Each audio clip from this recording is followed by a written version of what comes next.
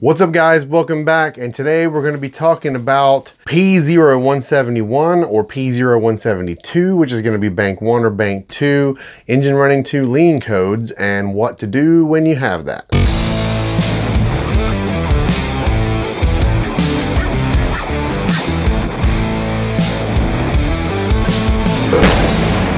Okay, I'm addressing this particular set of codes today because it's something that I've been asked about several times, and it's a very complicated subject. It's not something that you can just explain to someone that this code equals this fix, that it's not quite that easy. So what I wanted to go over today is the basics for how to approach this code if you find yourself with this problem. So first of all, we need to understand what these codes mean. 171 and 172 are bank 1 and bank 2 system running to lean. To understand this code, first you have to understand how fueling works in a fuel injected engine. And that is, the computer takes inputs from several different sensors, like the MAF sensor, the MAP sensor, that's mass airflow and mass air pressure sensors, the intake air temperature sensor. And then what it does is it calculates the amount of air it should expect to see in the cylinder. Once it has that number, it references a table, or in especially GM cars cases, a couple different tables, and determines how much fuel should be added to that air to reach the correct air-fuel ratio, whatever it's looking for based on its maps. Now, if it misses this number for whatever reason, the oxygen sensors are there basically as a double check for the computer. The computer reads the oxygen sensors to see if the air-fuel ratio that was actually achieved by the engine was the air-fuel ratio that it was looking for.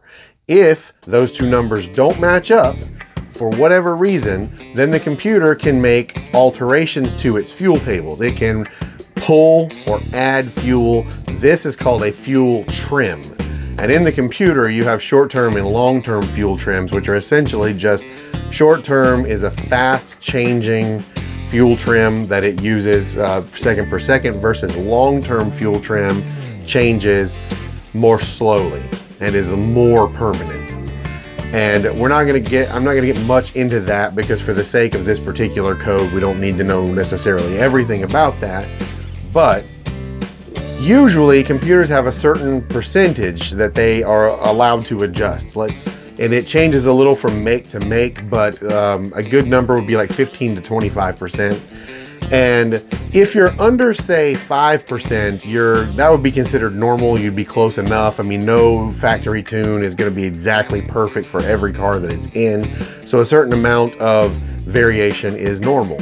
However, if something occurs that causes the computer to need to add a lot of fuel, in that it thinks that it is running very lean and it's added as much fuel as it can, let's say 25%, and it's still not achieving the air-fuel ratio that it wants to achieve, then it's going to throw this code.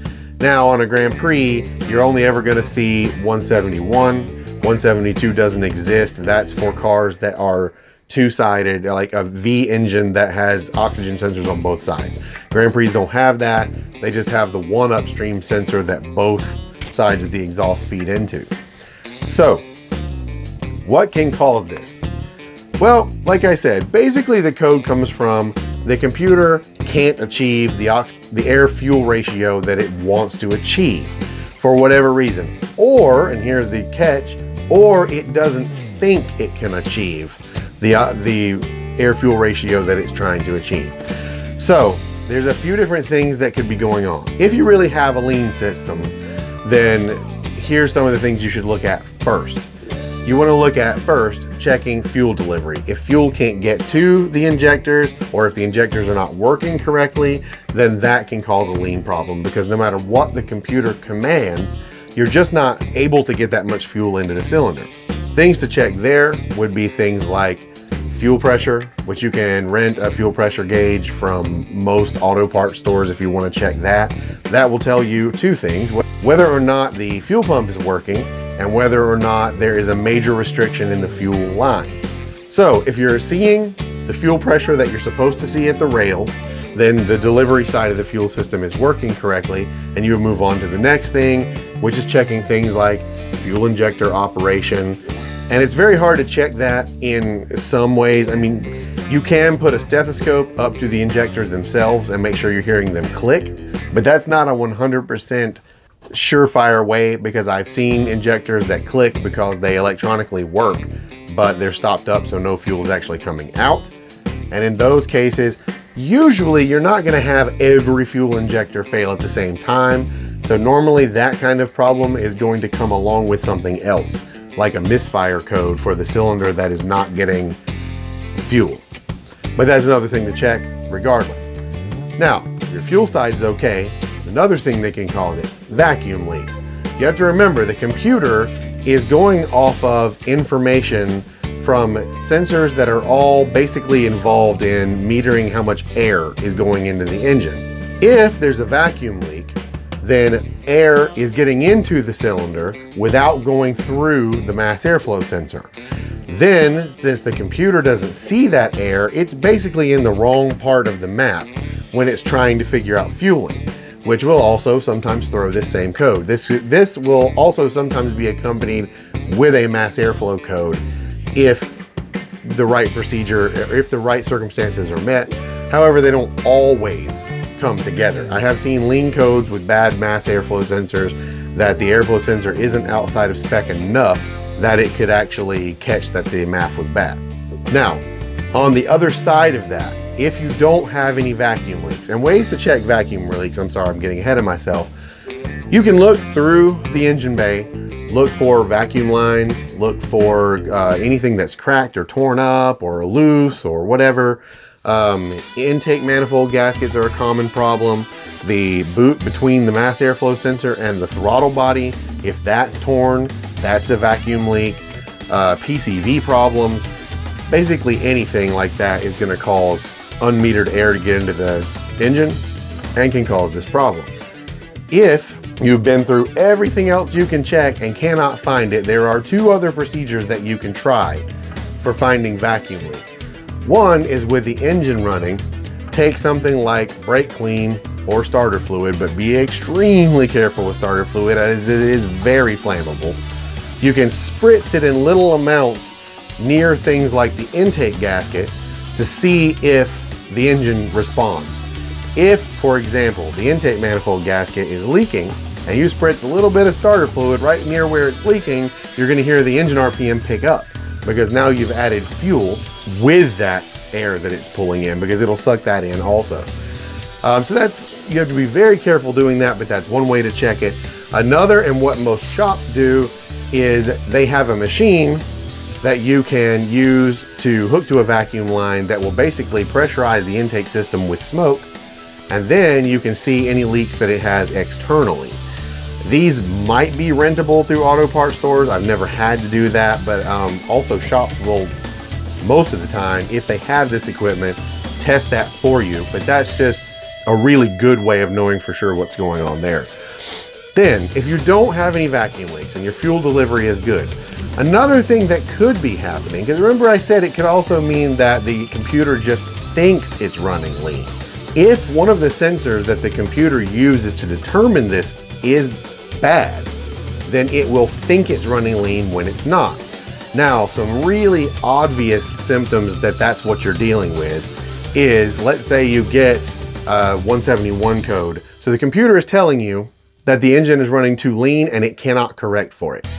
But if you walk behind the car and it's blowing soot, or it smells really strongly of fuel to where you can see that it's running rich, that's a good indication that the computer is mistaken.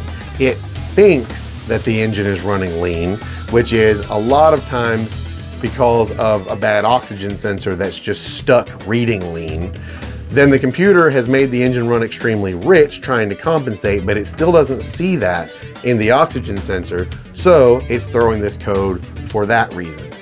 Now other than that one symptom, it's kind of a hard thing to test on your own. If you have a scan tool or can get your hands on a scan tool that can pull live data, that's a good way to know kind of what's going on. You can look at things like the oxygen sensor's output versus how the engine is behaving, see if those match up. You can do things like, this really works better if you've got one that says it's running rich, but you can do things like introduce something flammable to the engine, or you can pull a vacuum hose off to create a bigger vacuum leak and see if the oxygen sensor readings change. If you've got one that's just consistently reading the same thing, you have a problem, because they should be cycling. So if they're not, then you either have a bad oxygen sensor or you seriously have a problem with the engine. So that's another thing to check there. So as you can see there, it's not a very cut and dry situation, and you really do have to do a lot of checking different things and working your way around the engine to find that. Now, the most common things that I see, especially with Grand Prix, are intake leaks, and this is particularly prevalent with the non-supercharged 3.8s, because the upper intakes are plastic. They use an O-ring style of a gasket. When those get old and shrink, they can cause intake leaks. 3.1s and 3.4s also are pretty prone to this problem. Lower intakes can cause vacuum leaks also, although usually they leak fluids, but it can go either way. Upstream oxygen sensors are a common problem on these cars and most cars when you have this particular code. But remember, the upstream and downstream oxygen sensors are different. So when you're looking at a lean code, you're looking at the upstream sensor.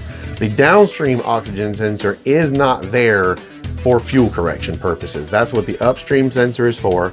The downstream sensor is there as a catalyst monitor. That's so the computer can compare the output of the two oxygen sensors against each other.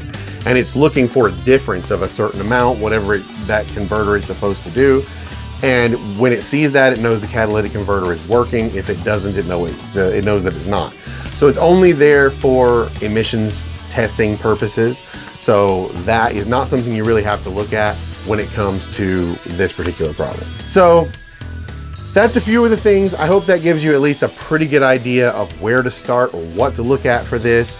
Any other questions or things that I did not touch on, make sure that you just hit me up down in the comments. I'll answer as many questions as I can. If I missed something and you know something I don't about this, make sure you throw that in the comments so that we can let everybody know. And other than that, I believe that's going to be all I'm going to do for this one. I will see you guys in the next video. I've got two big ones coming up, so please keep an eye out for that. Drop me a like on this video if you liked it, dislike it if you did not like it, and I will see you guys in the next one. And until then, peace.